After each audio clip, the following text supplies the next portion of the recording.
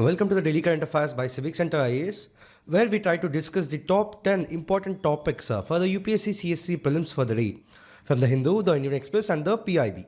Displayed a list of topics which we have chosen for today's discussion. The first article of the day says that the Union Cabinet extended one-time special subsidy on fertilizer Diammonium phosphate, in short called the DAP, at a rate of 3,500 rupees per metric ton till from January 1st, 2025 till further orders. Furthermore, the Cabinet also approved the continuation of the Pradhan Mantri Fasal Bima Yojana and restructured weather-based crop insurance scheme till 2025-26. In this context, we'll first talk about diammonium phosphate, then we'll look at the Pradhan Mantri Fasal Bima Yojana. See, diammonium phosphate is the world's most widely used phosphorus fertilizer. Know that it is made from two common constituents in the fertilizer industry, and its relatively high nutrient content and excellent physical properties make it a popular choice in farming and other industries. Talking about its chemical properties, the chemical formula is NH4,2HPO4, whereas the composition is 18% nitrogen, 46% P2O5 with 20% phosphorus, whereas the water solubility is 588 grams per liter and the pH is 7.5 to 8. Moving on to talk about its use in the agriculture. See, DAP fertilizer is an excellent source of phosphorus and nitrogen for plant nutrition. Furthermore, it's highly soluble and thus dissolves quickly in soil to release plant available phosphate and ammonium. Remember that a notable property of DAP is the alkaline pH that develops around the dissolving granule. Talking about its non-agriculture uses, it can act as a fire retardant and also in various industrial processes such as the metal finishing, then an addition to the wine to sustain the yeast fermentation, and lastly an addition to the milk to produce cheese cultures. Moving on to talk about the Pradhan Mantri Fasal Bima Yojana. See, it was launched in 2016 with an objective to provide affordable, comprehensive crop insurance to farmers, covering risks from pre-sowing to post-harvest. Know that the coverage is, it protects against the non-preventable natural risks, and also it includes localized disasters and post-harvest losses like cyclones, heavy rains and hail. Know that it follows one nation, one crop, one premium to ensure uniformity and accessibility. Furthermore, there are some tech-driven solutions. Firstly, YesTech, which uses remote sensing for yield estimation, replacing traditional crop cutting experiments. Secondly, Cropic, which employs geotag photos for real-time damage assessment. And lastly, Winds, which develops hyperlocal weather data through automatic weather stations and rain gauges.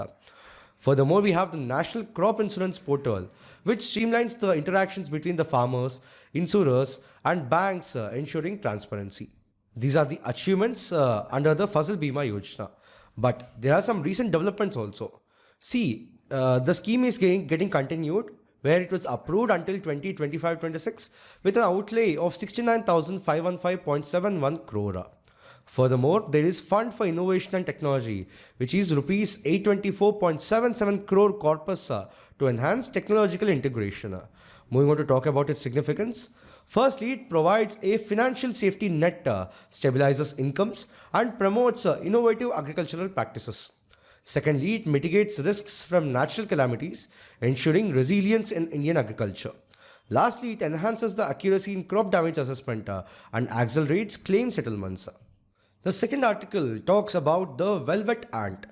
See, this velvet ant is found in Caatinga region, a stark, dry shrubland in the northeastern Brazil, characterized by arid grasses, thorny trees, and pale stony soil. Know that the common name is velvet ant, colloquially called the sorcerer ants. Furthermore, despite the name, the velvet ants are wingless wasps, part of the Hypermenetra order, which includes ants, bees, and wasps. If we have to talk about the distinctive characteristics, firstly, the first characteristic is the ultra black coloration, which means it absorbs nearly all visible light, reflecting less than 1% of it. Know that this is achieved through microstructures in the exoskeleton, which is overlapping lamellae, and also the dense hair-like setae combined with the black pigment. Know that it is only found in the females. Furthermore, the first known ultrablack species in the Hymenoptera order. Moving on to talk about the functions of the ultrablack. Firstly, it acts as predator protection. So it likely serves as a warning signal due to insects' painful sting, venom, and hard exoskeleton. Secondly, it provides potential UV protection, but which is not conclusively proven. Thirdly, if you have to compare with the other species, you can compare with the birds of the paradise and peacock spiders, which enhances the mating displays. Then deep sea fish acts as an invisibility cloak, and vipers assisting in the temperature regulation. Now, what are the scientific implications of it? See, the natural ultra black coloration provides a model for the man-made materials. Also, the applications in the solar energy harnessing and precision telescopes. And thirdly, development of camouflage coatings for the military use. But these two are the unresolved questions. Now, if you have to talk about the significance for the science and technology, see, it could inspire the advances in the ultra black and ultra white materials, where the ultra white reflects up to 97.9% sunlight, with potential applications in combining global warming by cooling surfaces. The third article of the day says that the Commerce Ministry is planning to expand the food testing infrastructure to enhance exports, according to a senior government official. Furthermore, the Export Inspection Council under the ministry has initiated a detailed gap assessment study on food testing infrastructure for exports. In this context, we'll talk about the relevant aspects. See, the Commerce Ministry is focusing on enhancing the food testing infrastructure to boost the exports. So the Export Inspection Council under the Department of Commerce is leading this initiative. If you have to talk about the current initiatives under the Export Initiative Inspection Council, see, firstly, the gap assessment study. Under this, conducting commodity-wise and region-wise analysis of food testing infrastructure and aiming for a comprehensive plan to address gaps within 2 to 3 months. Also talking about the adoption of advanced technology, see, IoT-based sampling techniques for the food testing are being used, and also launch of an integrated traceability module for inspection, testing, and certification processes. Then the infrastructure development, which is about establishing new laboratories in Ahmedabad, Faridabad, and Mangalore. Furthermore, the expansion to Karnataka of Andhra Pradesh is also done. And lastly, the increasing number of accredited laboratories from 21 in 2013-14 to 78 in 2024-25. Then with respect to the global recognition agreements, see, entering into the mutual recognition agreements and MOUs with the countries to ensure global recognition of testing standards. Furthermore, strengthening the participation in the international organizations such as the Codex Alimentarius, ISO, and the WTO. So this is the significance for the exports because of the taken initiatives. The next article talks about SpaDeX and Chandrayaan-4 mission. In this context, we'll look at the details about the missions. Firstly, talking about the SpaDeX mission. See, it is a mission initiated by the Indian Space Research Organization focused on mastering in-space docking technology. Know that the mission aims to demonstrate the ability of two satellites to dock and undock while in motion in orbit around the Earth. Now, what is the importance of this mission? See, the in-space docking technology is crucial for the future space operations, particularly for the satellite servicing and for constructing space stations. Know that docking in space allows the spacecraft to line up after being launched separately, enabling more complex and duration space tasks. Also, this technology will be integral to the operation of the Bharatiya Antariksh Station, which is India's planned space station. Now, if we have to talk about the mission details, see, the launch date of the mission was 30th December 2024, and the orbit details include two satellites, which are the Chaser and Target, which will be launched into a 470 km wide circular orbit at a 55 degrees inclination. Furthermore, the satellites will follow a local time cycle of approximately 66 days. Moving on to talk about the satellites, the spacecraft weigh around 220 kg each, where the Chaser and the Target satellites will demonstrate docking maneuvers, which is the primary objective of the mission. Apart from the primary objective, there is secondary objective also, which means after the docking is achieved, the two satellites will move on the secondary objectives, which include transferring electric power between the docking spacecraft. Know that this is essential for the future technologies like the space robotics, spacecraft control, and payload operations after undocking. Now, why is it significant for India? See, if successful, India will become the fourth country globally to have the capability for in-space docking. Moving on to talk about the Chandrayaan-4. See, this mission aims to collect samples from the moon's surface and bring them back to Earth for scientific analysis. Significantly, Chandrayaan-4 would involve docking of space modules twice during the mission, which is when the modules fly back from the moon to unite with the main spacecraft and when the samples are transferred to the re-entry vehicle. Know that ISRO has never docked the spacecraft earlier. Notably, docking is a process where two spacecraft moving at extremely high speeds are aligned in a precise orbit and joined together. Furthermore, the Chandrayaan 4 spacecraft will have 5 separate modules in comparison to the Chandrayaan 3 spacecraft, which made a historic landing near the south pole of the moon, which had 3 modules only, which is the propulsion module, lander, and a rover. So these are the following components of the constituents of the Chandrayaan 4 mission, which are the lunar propulsion module, lander module. So then after that the samples will move to the ascender module. So we have the ascender module, transfer module, and lastly the re-entry module.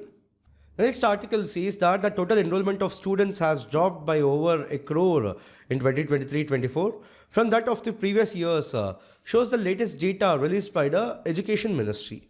Also, a total of 24.8 crore students enrolled in the academic year 2023-24. The Unified District Information System for the Education Plus report released for the ministry said. In this context, we'll talk about the Unified District Information System for Education Plus, in short called the UDISE Plus. See, it is developed by the Department of School Education Literacy and launched in 2018-19. Which is to address the issues related to manual data collection in schools by transitioning to an online system. Now, if you have to talk about the objectives, firstly, to ensure quality education as a right for every student. Secondly, to enhance facilities and infrastructure in government schools to compete with the private schools. And lastly, to provide a robust, real-time and credible information collection system for the objective evaluation of the education systems. Now, if you have to talk about the system features, see, developed under the Ministry of Education, it collects data on the school resources, infrastructure, teachers, enrollment, examination results, etc. Furthermore, it is covers recognized schools imparting formal education from pre-primary to 12th class across 28 states and 8 union territories. Also, it utilizes an online data collection from different divided into 11 sections. Now, talking about the data collection process, see, the school successfully onboarded receive a unique UDISE code serving as a national identifier. So, the school is the unit of the data collection and district is the unit of data distribution. So, why is this significant? See, it is recognized as the official statistics system by the Ministry of Education. Furthermore, it is operational across all districts in India. Lastly, it supports planning, resource allocation, implementation of programs, and progress assessment. So this is the state-wise enrollment decline according to 2018-19 versus 2020-23-24. The next article talks about the One Nation, One Subscription scheme. In this context, we'll talk about it. See, it is launched by the UN Cabinet chaired by Prime Minister Shri Narendra Modi. It is a central sector scheme which provides country-wide access to scholarly research articles and journal publications for higher education institutions and research and development laboratories. If you have to talk at the key features, see, firstly, note that the duration is 3 calendar years, which is 2025 to 2027. Talking about its administration, see, it is managed through a unified digital portal and is coordinated by the INFLI BNET, which stands for Informational Library Network Center. It is an autonomous inter-university center under the UGC. Furthermore, if you have to talk about the coverage, see, over 6,300 institutions are covered, including higher education institutions under the central and state governments, and also the R&D laboratories of the central government. Significantly, nearly 1.8 crore students, faculty, and researchers are benefited from it. Talking about its benefits, firstly, it ensures universal access to scholarly journals and articles for students and researchers across the country. Secondly, it promotes interdisciplinary research and inclusion of Tier 2 and Tier 3 cities in research development. Thirdly, it aligns with the Viksit Bharat at 2047, NEP 2020, and Anusandhan and Research Foundation Bill. Then, what about the implementation mechanism? Firstly, it is a centralized subscription where single subscription is there coordinated nationally by the INFLNI BNET. Secondly, it has access portal where the institutions access resources via the One Nation, One Subscription portal. Then, talking about the review mechanism, see, the ANRF to periodically monitor the usage of the One Nation, One Subscription by the institutions and research publications of Indian authors under the scheme. And also awareness campaigns are conducted under the scheme. The next article says that Sri Bhuvanesh Kumar assumed charge as the Chief Executive Officer of the Unique Identification Authority of India in short called the UIDAI, on Wednesday. He is an officer of 1995 batch IAS from the Uttar Pradesh cadre. In this context, we will talk about the UIDAI. See, the Unique Identification Authority of India, in short called the UIDAI, is a statutory body established under the Aadhaar Targeted Delivery of Financial and Other Subsidies, Benefits and Services Act of 2016. Significantly, its primary objective is to issue a unique identification number to Indian residents known as the Aadhaar number. So, know that it was established on 12th July 2016 under the Ministry of Electronics and Information Technology. Furthermore, the Aadhaar Act 2016 was amended by the Aadhaar and Other Laws Amendment Act 2019. So, this Aadhaar number is a 12-digit number issued to residents of India based on their biometric and demographic data. So, as of September 2023, 138.08 crore Aadhaar numbers have been generated. If you have to look at the primary functions of the UIDAI, see, firstly, UIDAI manages the complete life cycle of the Aadhaar from enrollment to authentication. Secondly, it ensures the security identification information authentication records. Thirdly, it develops systems for issuing, updating and authenticating Aadhaar numbers. And lastly, it ensures compliance with the Aadhaar Act by individuals and agencies. Talking about the mission and vision, see, the vision is to empower Aadhaar number holders with a unique identity and a digital platform to authenticate their identity. Whereas the mission is to ensure efficient, transparent and targeted delivery of benefits and services to the Aadhaar holders. Also to create policies for the Aadhaar issuance, updates and authentication. So this is with respect to the composition of the UIDAI. Then this is with respect to the organizational structure. And this is with respect to the finance and budget. The next article says that excessive nitrates have been found in the groundwater in 440 districts as of 2023, which is an increase from the 359 such districts in 2017, according to a report by the Central Groundwater Board. In this context, we will talk about the relevant aspects. See, firstly, if you have to talk about the nitrate contamination, see, it is found in the 440 districts in 2023, up from 359 districts in 2017. So, about 56% of the India's districts report nitrate levels exceeding the safe limit of 45 milligrams per liter. Now, what is the cause for it? See, overuse of subsidized synthetic nitrogen fertilizers in farming is the cause for this contamination. If you have to talk about the regional highlights, the highest contamination is seen in the states of Rajasthan, which is 49%, Karnataka, which is 48%, and Tamil Nadu, which is 37%. Furthermore, the notable contamination is seen in Maharashtra, which is 35.74%, Telangana, which is 27.48%, Andhra Pradesh, which is 23.5%, and Madhya Pradesh, which is 22.58%. Also, the Rajasthan, Gujarat, and Madhya Pradesh face long-standing nitrate issues. Furthermore, the central and the southern region show an increasing trend in nitrate contamination. Now, what are the other chemical contaminants? So the others are the fluoride, uranium, and also these are the following are the high contamination areas. Now, what are the health impacts with respect to the use of nitrates? See, usually the safe limit for it is 45 milligrams per liter. But if you have to look at the health impacts because of it, it reacts with the hemoglobin forming methemoglobin, which hinders the oxygen transport in the blood, causing methemoglobinemia. Furthermore, it causes a blue baby syndrome, which is a bluish color discoloration of the skin in infants due to excessive nitrate levels. Notably, it is caused by the reduced oxygen carrying capacity of the blood. Furthermore, high nitrate levels contribute to the formation of the carcinogens, and also environmentally speaking, it accelerates the eutrophication in the water bodies. So this is with respect to the uranium and this is with respect to the fluoride. So in this video, we have discussed 8 articles in total for today. We'll be back again with another video tomorrow. Thank you.